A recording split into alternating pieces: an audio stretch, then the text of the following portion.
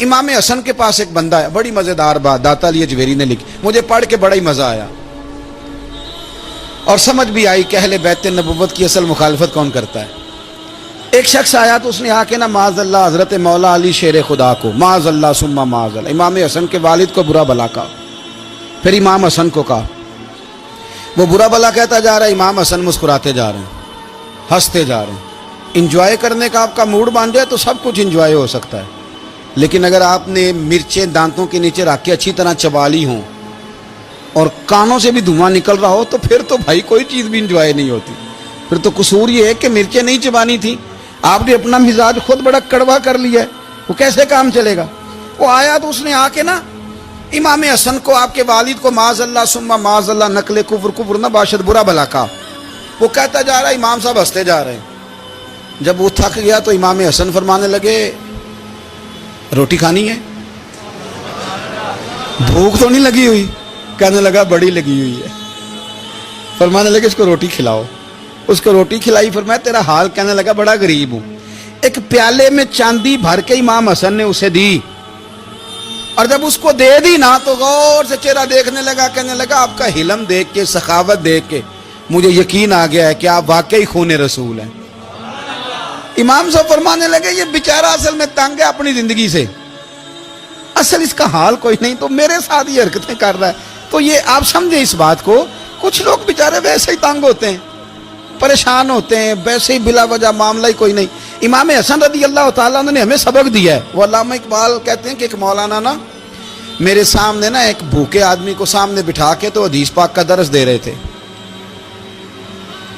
بندے کو بھوک بڑی لگی ہوئی تھی, وہ درس دیتا جا رہا ہے, دیتا جا رہا ہے, دیتا جا رہا ہے. تو اقبال کہتے ہیں میں نے اسے کہا کہ فاقہ کش کو درس شریعت سے کیا غرض, اس کے شکم کی آگ کو تو روٹی چاہیے, وہ اسے روٹی کھلا, اسے تیری کوئی سمجھ نہیں آ رہی, تو بھوک لگی ہوئی ہے, پہلے کھانا کھلا لے, پھر ذرا اس کے ہوش ٹھکانے آئیں گے, پھر اسے دین کی بات بتانا.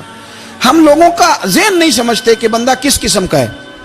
سارے ہی صحابہ حیا والے تھے, سارے ہی اکرام والے تھے, پر حضور سید عالم صلی اللہ علیہ وسلم کی پیاری زوجہ حضرت عائشہ صدیقہ رضی اللہ تعالیٰ عنہ فرماتی ہیں کہ میں حضور کے گھر میں پردے کے پیچھے دیکھ رہی تھی, نبی کریم آرام فرمائے, تو حضور کی نا تہمت مبارک پنڈلیوں سے ذرا اونچی ہو گئی, پنڈلیوں سے ٹخنوں تک مرد کا چھپا ہوا ہو تو وہ جائز ہے, اس سے نیچے ننگا نہیں کرنا چاہیے, اوپر اس سے ٹخنوں سے اوپر, نیچے ہو بھی جائے تو خیر ہے. حضور کی پنڈلیاں نا تھوڑی سی چادر ہٹی ہوئی تھی, پنیاں کہتے ہیں ہم پنجابی میں, پنڈلیوں سے ذرا چادر ہٹ گئی, حضور لیٹے رہے, آرام فرما رہے. فرماتی ہیں باہر دستک ہوئی, حضور نے فرمایا کون ہے؟ عرض کی ابو بکر صدیق کو. یا رسول اللہ اجازت ہو تو حاضر ہو جاؤں؟ حضور نے فرمایا آ جاؤ. کہتے ہیں حضور لیٹے رہے, حضرت ابو بکر آئے, بات چیت ہونے لگی. تھوڑی دیر کے بعد پھر دستک ہوئی, کون ہے دروازے پہ؟ یا رسول اللہ عمر بن خطاب ہوں. فرمایا آ جاؤ. آ گئے, بات چیت ہوتی رہی. تھوڑی دیر کے بعد عثمان غنی آئے. یا رسول اللہ آ جاؤں؟ فرمایا عثمان ذرا ٹھہر. حضرت عثمان ٹھہر گئے. نبی کریم اٹھ کے بیٹھے, چادر مبارک پنڈلیوں کے گرد لپیٹی, اپنے کرتے کو سیدھا فرمایا, کہا عثمان آ جاؤ. تو عثمان آئے, بات چیت ہوئی, چلے گئے. سیدہ کہتی ہے میں نے پوچھا یا رسول اللہ عثمان تو بڑی ٹھنڈی طبیعت کا بندہ ہے, وہ تو بڑا میٹھا آدمی ہے حضور, کوئی جاہو جلال نہیں, کوئی بات نہیں, کوئی, وہ تو بڑا پیارا ہے. عمر آئے تو آپ لیٹے رہے, ابو بکر آئے تو آپ لیٹے رہے, تو عثمان؟ حضور فرمانے لگے عائشہ عثمان سے تو فرشتے بھی حیا کرتے ہیں, عثمان سے تو فرشتے بھی حیا کرتے ہیں, تو میں نہ حیا کروں؟ آپ اس بات کو سمجھیں, غور کریں کہ اگر ان کی طبیعت اس طرح کی ہے کہ وہ کہتے ہیں کہ وجود زیادہ چھپا ہوا ہونا چاہیے, تو نبی پاک نے ان کی طبیعت کا خیال کیا ہے, حضور نے ان کے مزاج کا. تو آپ کو نہیں پتا کہ ابا جی آپ کے کیا سوچتے ہیں, کیا چاہتے ہیں؟ آپ کو نہیں پتا آپ کے استاد کا مزاج کیا ہے؟ آپ کو نہیں پتا آپ کے مرشد کامل کی طبیعت کس طرح کی ہے, وہ کن باتوں میں راضی ہوتے ہیں, کن میں ناراض ہوتے ہیں؟ ہمیں سارا پتا ہوتا ہے, لیکن ہم چاہتے ہی نہیں صحیح کرنا معاملات کو. ہم اپنے وجود پر تھوڑا سا بوجھ ڈالنا ہی نہیں چاہتے, اپنی طبیعت کو تھوڑا سا تکلیف دینا ہی نہیں چاہتے. حضرت صدیق اکبر رضی اللہ تعالی, مالدار آدمی, کروڑوں پتی شخص, لیکن انہوں نے نا ایک موقع پہ پھر ٹاٹ کا لباس بھی پہن لیا. تو کسی نے ان سے کہا ابو بکر یہ کیا؟ فرمانے لگے نبی کریم کو میرے آقا کو غریبی پسند ہے تو ابو بکر غریب بن گیا ہے. ختم ہو گئی. جے سونا ہی میرے دکھ وچ راضی تے میں سکھ نو چولے ڈاواں. ٹھیک ہو گئی بات. وہ جس حال میں رکھے اس حال میں راضی رہنا ہے. یہ جو مزاج ہے نا ہمارا کہ میں ڈھلنا نہیں چاہتا, میں بدلنا نہیں چاہتا, ہم تو غلام ہیں پھر بھی نہیں بدلتے. تھوڑا سا خیال کریں. میں کہا کرتا ہوں کہ اماں کو زیادہ نہیں ضرورت پیسوں کی. ہاں ماں تو ماں ہوتی ہے, وہ کو ریٹ لگا کے تیرے سے پیسے مانگے گی. اماں کو تو بس اتنی ضرورت ہے کہ ماں جو کہہ دے جی کر دو. ماں کو تو اتنی ضرورت ہے کہ 2 منٹ رات کو بیٹھ جاؤ پیروں میں, اماں لا تیرے پیر دبا دوں, بھائی اتنا ہی کافی ہے.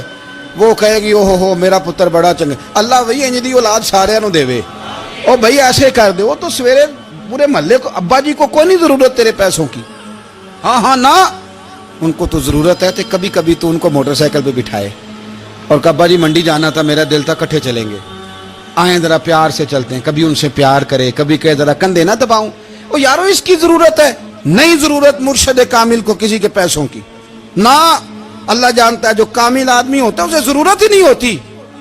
اسے تو اتنی ضرورت ہوتی ہے کہ اس نے کہہ دیا سیانے بن جاؤ تو سیانے بن جاؤ. اس نے کہہ دیا نیک ہو جاؤ تو نیک.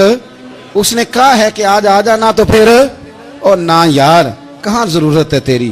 میں اتنا ہی بڑا. ہم لوگ دوسروں کے بارے میں سوچتے ہی نہیں. بس میں, پھر میں, مجھے سکون دو, میرے مطابق ڈھل جاؤ, میری بات کرو. اور نہ یارو, میرے رسول کریم, میرے نبی رحمت سرور دو عالم صلی اللہ علیہ وسلم دوسروں کا خیال کرتے, ان کے مزاجوں کا خیال کرتے, ان کی طبیعت کا خیال کرتے, ان کے معاملات کو دیکھتے.